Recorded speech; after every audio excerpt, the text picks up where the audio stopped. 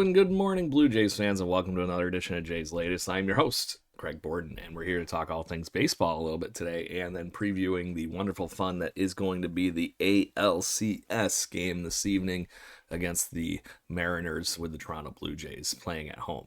So let's just move right into it first because I want to talk about the Brew Crew. They squeeze out a win here against the Cubbies and take game 5, and that classic rivalry is going to be hot for years to come. So get ready because this might have been just entry level 1. So in that game, wow, did we have a wonderful, fun of all sorts of crazy. Tyler Megill only goes 1 inning, and then they bring in the youngster Mikowski. Mizrachi was just on fire. 4 innings of work, 3 strikeouts, gives up 1 home run. But the Brew Crew looked very, very good and powered their way to this win to a 3-1 with 3 home runs. Actually, all 4 runs in this game were scored off of home runs because Seiya Suzuki was the one that hit the home run off of Mizrachi. But yeah, William Contreras actually starts this one off with a home run in the first inning off of Drew Pomeranz. Andrew Vaughn, a recent addition to the team at the trade deadline. Many of you might remember him as a Chicago White Sox. It's his second home run in the postseason. And in the 7th inning, one of my favorite young players in baseball, Bryce Turang, hits a home run, and easily the biggest home run of his career at this point. And that one was kind of the one that puts everything over the top for the Milwaukee Brewers. Only 10 hits in this game, and the 2 errors by the Chicago Cubs leaves you thinking, could they have done more? But at this point, Game 5 is in the books. The Milwaukee Brewers will move on to face the LA Dodgers. So the bracket's set, NLCS, ALCS, all set. Let's move on to the ALCS because we got some news yesterday. The full rosters have not been fully announced. They said they're ready. They're just waiting on Bo Bichette. Shocking. So to that point, they have announced that Kevin Gausman is going to be the starter officially instead of us just all speculating that he is going to be the one that takes the ball in this game. Kevin Gausman obviously had an insanely good outing against the New York Yankees in his last start, and the Blue Jays will be looking to hopefully see that exact same thing from him in this outing as well. October 4th against the Yankees, he threw 5 2/3, allowed just 1 earned run, 4 hits, 2 walks, and eventually picked up the W in that game against the New York Yankees, which was just a fun one to watch to begin with. So that's where we're going as far as that piece, Blue Jays fans. So as far as what else is going on, obviously we do have to face the Seattle Mariners. The Seattle Mariners have obviously went to Game 5. They've had some, I'll just say, logistical fun over the last 24 hours. Is after they won that game at 1:30 in the morning and finally started partying at a point where most bars are already closing. Their flight got delayed too.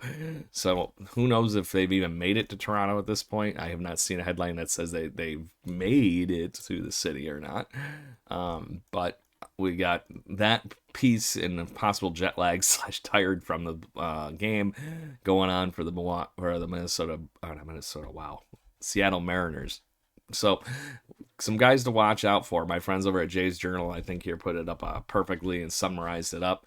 So make sure you check out their wonderful scribblings and reading as well. Randy Arozarena has been a solid playoff, name over the years. He is just built for the playoffs. It seems like he always finds a way to contribute. He has 6 home runs in his career, 18 doubles, while scoring 35 runs in the postseason. So just saying. Oh, good God.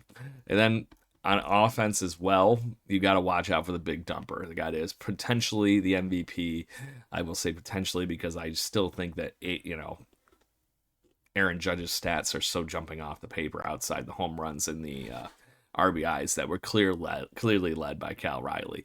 I will give you it's a 50-50 flip a coin, and I'm going to be happy either way with that American League MVP with one of those two gentlemen. But Cal Riley finally got his home run the other day, but he is known, as many Blue Jays fans are more than well aware, he finds a way to just blow us up every time he plays us. He is a Blue Jays killer, and we got to watch out for that piece to it because he is the guy that is going to beat us. He is their best player. I forgot to pull the stats up, but it's slightly obnoxious how much he has beaten up the Blue Jays over the years, including in the playoffs, as you all might remember from the last time. That was my one reason I did not want to see the Seattle Mariners in this game, was based off of recent history. And yeah, I don't need those embarrassments again. So hopefully this team is built like the way we think it is, and this won't be as big of a problem, or at least it's competitive, because the Seattle Mariners have always found a way to ding us, even though we had the season victory against them this year. So took that season series. And then the other person we got to look out for is if they get any head, we got to be prepared for Andres Munoz, because he is just a flamethrower in that bullpen. That bullpen is built off of him, and there aren't many lefties in that bullpen either. I think they had one the whole entirety of the first 2 rounds. So it'll be interesting to see where they go with that piece to it, but that is what's going on. And then contrary, on the other side, we got Bryce Miller is going to start for the Seattle Mariners. Miller had a very, very, very good season. 4.01 ERA in 74 games. No, sorry, I'm reading the wrong line. Jesus. That's his career stats I was giving you. So he actually didn't look as good as I thought he did. That's interesting. I could have sworn that he had a better season than that, but a 5.68 ERA. I know he was hurt a lot this season. 18 games, 90 innings, and a 4-6 record.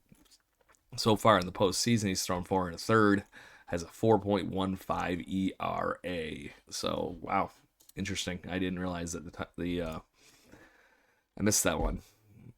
So good times. But anyways, Bryce Miller will be on the mound for Game 1, and hopefully the Blue Jays will be able to take advantage of that. The one thing that stands out is he did really good against the Tigers. Minimized the damage, held them off base, no walks, no crazy in that 4 1/3. So on that note, Blue Jays fans, I know there's a lot of news going on. They aren't going to announce the rosters until late today, it sounds like, with the Bo Bichette news potentially tipping the scale in either direction. So we will have all the wonderful news and everything that we will possibly can have for you as soon as humanly possible. And hopefully we get to talk a victory one day tomorrow, and we'll talk all things Toronto Blue Jays right here on Jay's Latest. So please hit those like, share, and subscribes, and we'll see you tomorrow morning. Go Blue Jays.